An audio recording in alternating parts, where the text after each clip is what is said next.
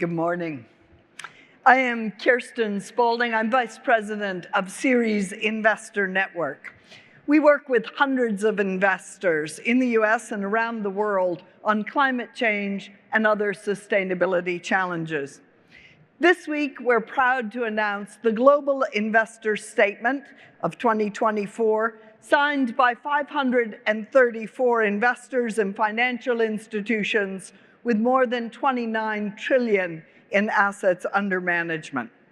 The statement outlines climate policies governments need to urgently enact to accelerate private sector and large-scale investment, especially in emerging markets. With that, I am pleased to introduce Nigar Apadarai, our UN climate change high-level champion for COP29, Azerbaijan, for short remarks.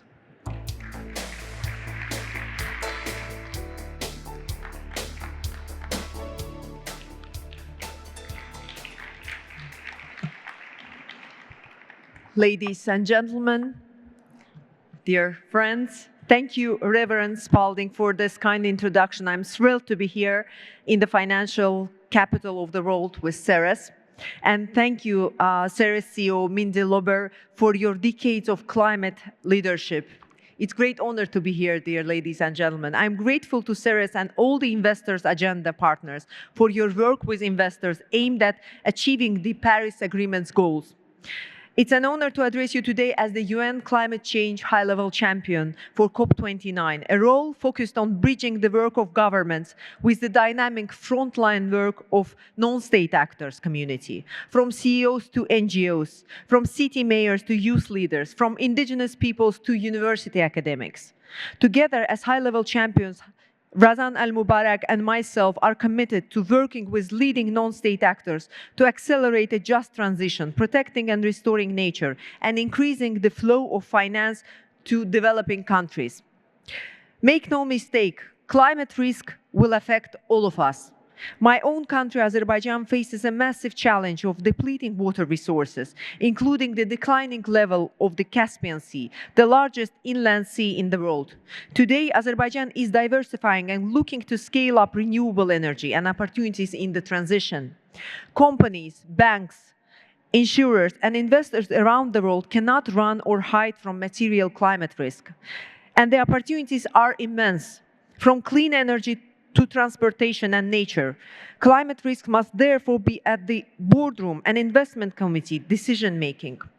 Your conference here today is not just a conference, but a critical moment to exchange with each other and to help set the direction and pace for climate action over the next decade.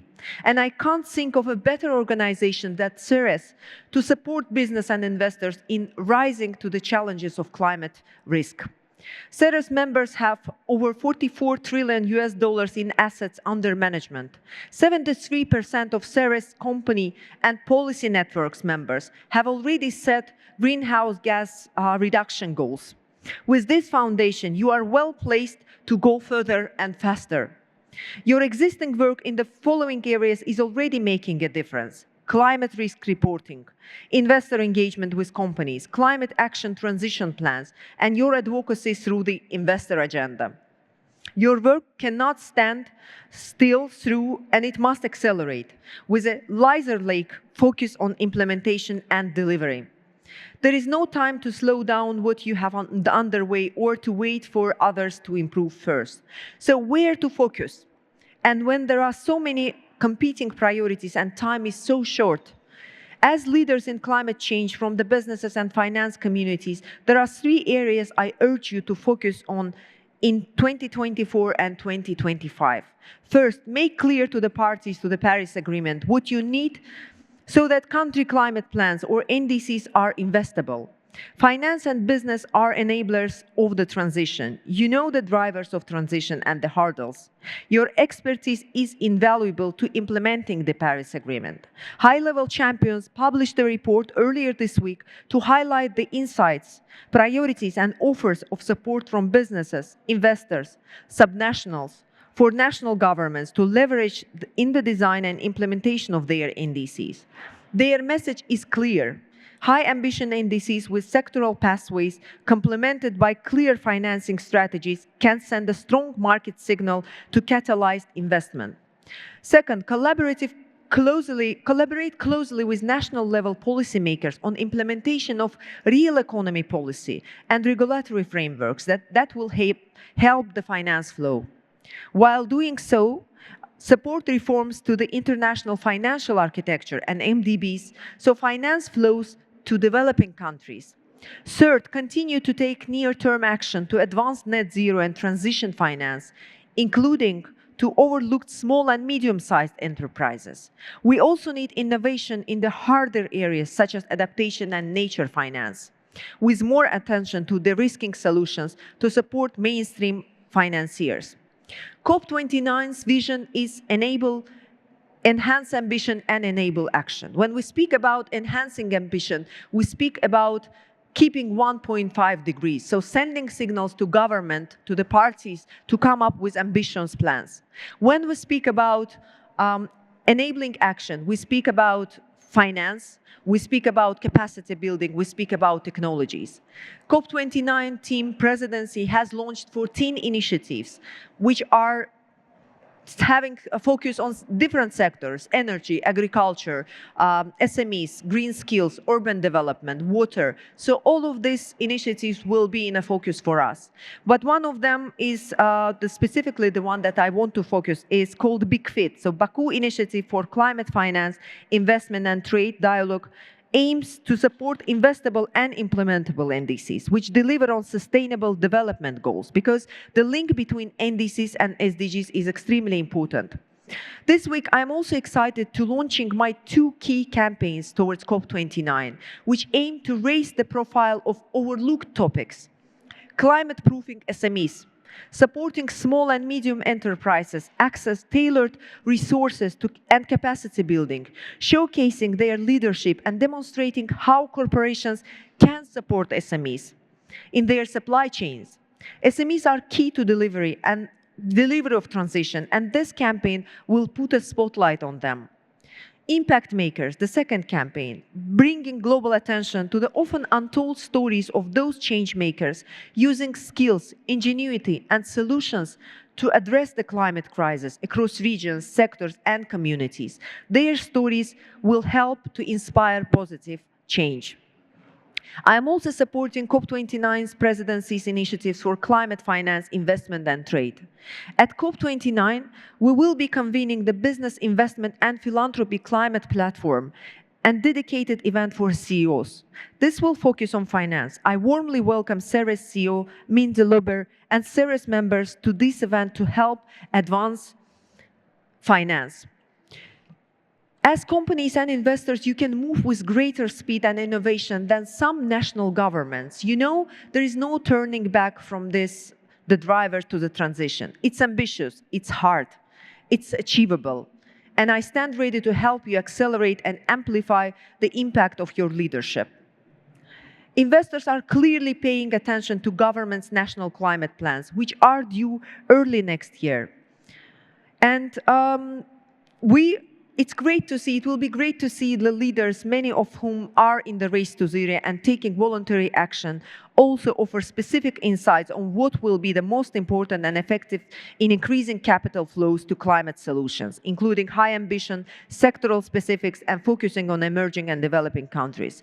Dear ladies and gentlemen, we want to invite you all to Baku in November because COP29 is a momentum. This is exactly the time when we all need to unite, and it's a litmus test for Paris Agreement. That's why see you all in Baku, and thank you very much for your time.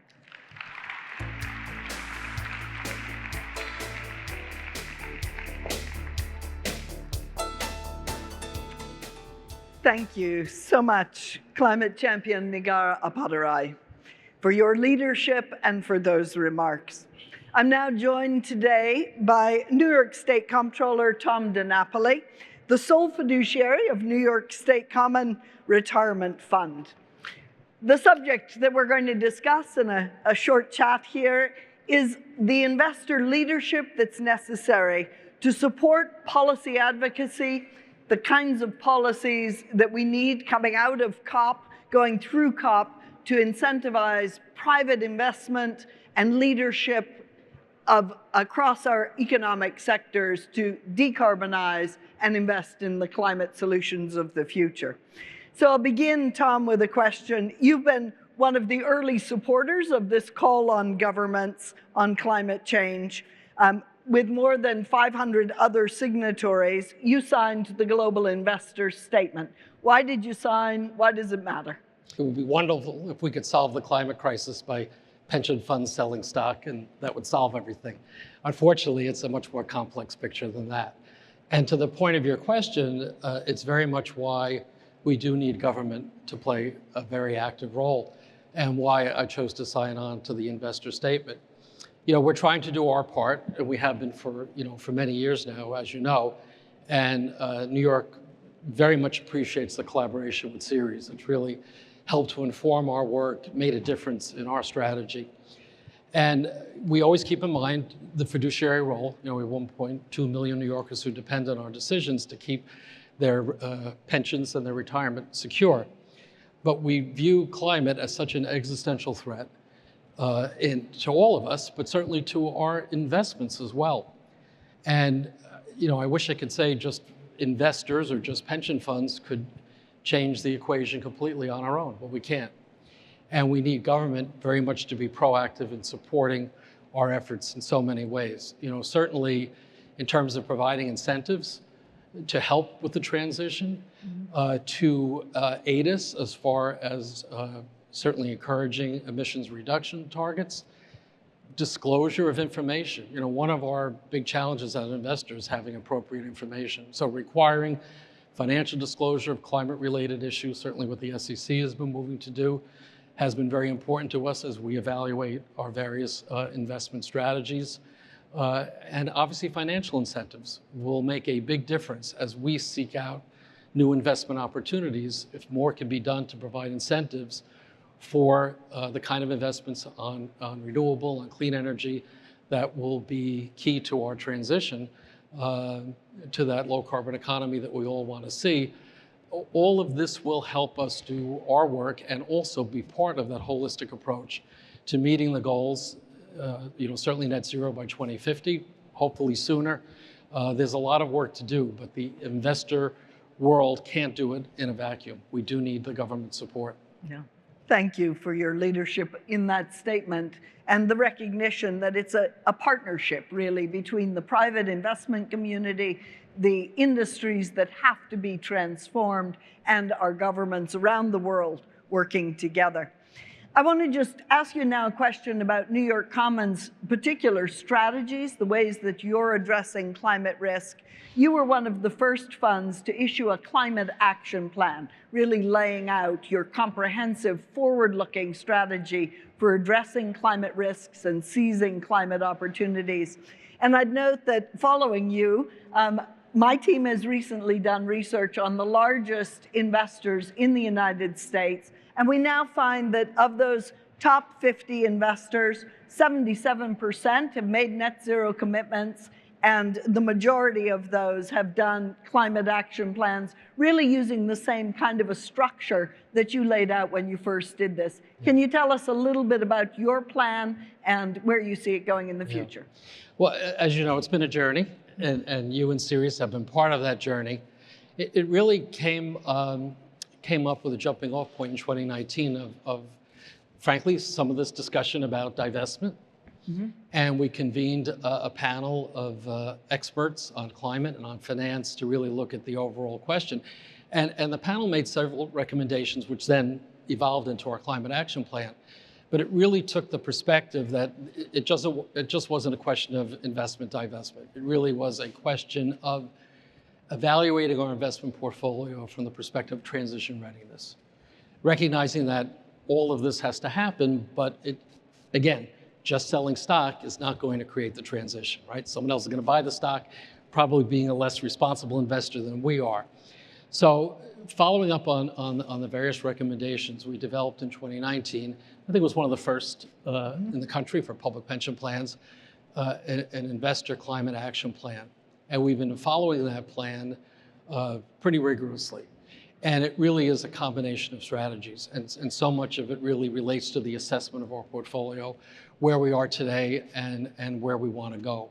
You know, certainly apropos of your first question, public policy advocacy is very important. State level, federal level, regulatory level as well, because there has to be an overall context that supports the transition.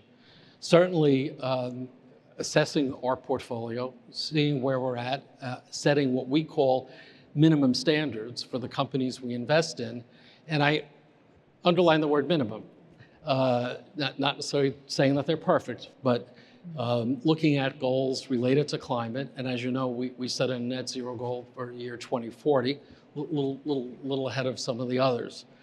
And what we've been doing is looking at various sectors, and we started with the energy sector for obvious reasons. And we've done assessments of our thermal coal holdings, our shale oil and gas, oil sands, and more recently, integrated oil and gas. Companies that fail to meet the minimum standards then gets to a higher level of evaluation. And some of that consideration is reducing or totally divesting our holdings. And we've done that in a number of cases with a number of companies where it still meets our fiduciary obligation. But I think from our perspective, those strategies are really targeted at assessing risk and minimizing risk, again, tying back what we're doing to fiduciary responsibility. But the other part of it, which I think is so important and frankly doesn't get as much attention as I think it should, is seizing on the opportunities that are presented by the emerging low carbon economy, seizing on the opportunities to be part of the transition and providing the capital to support the transition. So we have a sustainable and climate solutions allocation of our pension fund. We set a goal of $20 billion. We've met that goal. So we've added another $20 billion. So now our goal is $40 billion across all parts of the portfolio, public equity, private equity, real estate. Obviously, as a pension fund, we do a lot in index funds, so looking at climate-friendly indexes has been a priority. But this is a way for us to get a return, be at the ground level of some of these wonderful opportunities. So I always try to say to folks, when we look at where we don't want to put our money, where we do want to put our money, we start with a risk profile, a risk assessment. But just as important of the risk piece of it is looking for the opportunities. Mm-hmm. And to the extent that a public pension fund can be part of seeding and supporting those companies that are doing renewable energy, doing clean energy, are taking aggressive steps on the transition, looking at all of the issues related to biodiversity and nature and water and all the other related issues. This is a very important way for us to continue to meet our bottom line in terms of meeting our goals as far as investment strategy, but being part of the solution. So we're gonna keep doing more of that. As we get the 40 billion out the door, we'll do even more. It's wonderful. Thank you for that leadership. I would say to the other, really good. To the other investors in the room, you just heard Tom kind of go through an outline of what really belongs in every investor's climate action plan. There needs to be an investment strategy, and those minimum standards part of yours, but also the climate solutions allocation, really, really critical. The engagement part of the plan, working with those companies. I didn't mention the engagement part, thank you, because that's very much a part of what we do. So particularly with our public equity, as a shareholder, we've been very active, both in terms of pressing resolutions on emission reduction, disclosure of emission information.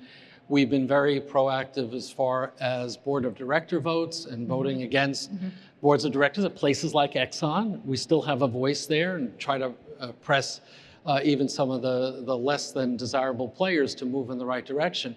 So I'm glad you mentioned that. I did leave that out, that engagement strategy, still having a seat at the table in corporate discussions. You know, I think too many folks minimize the importance of engagement. I'm not saying it's a substitute for everything else we're doing, but engagement is a very key part of what we do. And setting the priorities for these heaviest emitting companies. Yeah. You've really been a leader in Climate Action 100+ with other investors and managers really saying it's these sectors, the heavy emitting sectors, that we have to address first. We've seen your leadership, as we noted, in the policy arena. You've done a great job of disclosing through using a TCFD report, disclosing your progress on your own plan, and of course, at the top level, sending that signal to all of your staff and really making sure that this plan is governed well. So thank you. I want to turn just as a last question to the IRA. This is the policy we have here in the United States that is really jump-starting the investment with public dollars aligned with private dollars. I know there's a focus on underserved communities. Maybe you can speak for just a minute about what you've seen in New York in terms of IRA investments. Well, it's really beginning. So we've seen a couple of situations where there have been loans to two companies in upstate New York, one dealing with a clean hydrogen project, another dealing with a battery-supported resource recovery project. I'd say it's just beginning. I'm hopeful that from our perspective as an investor, we'll see more activity that will then create an opportunity for us to co-invest with these opportunities. So I think it's really in its infancy in terms of a direct impact in New York. But it is exactly the kind of strategy from government, incentivizing from government, that we think in the long run for us as an investor will be very helpful to the goals that we have. Because meeting that 2040 goal is not going to be easy. Right. And we're still trying to work our way through how we do the proper assessment and evaluation of our own progress. It's not simple. It's new territory for us, as I think it is for all investors. But we're committed to the goal, and we're trying to be as aggressive and as ambitious as we can be. Thank you so much, Tom. I'd like to thank all of our global partners who've been with us in developing the Global Investor Statement, and invite all the investors in the audience to join Tom and the other 500+ investors. Special thanks to AIGCC, CDP, IGCC, IIGCC, PRI, and UNEP-FI, who've joined Ceres in gathering signatures for this Global Investor Statement.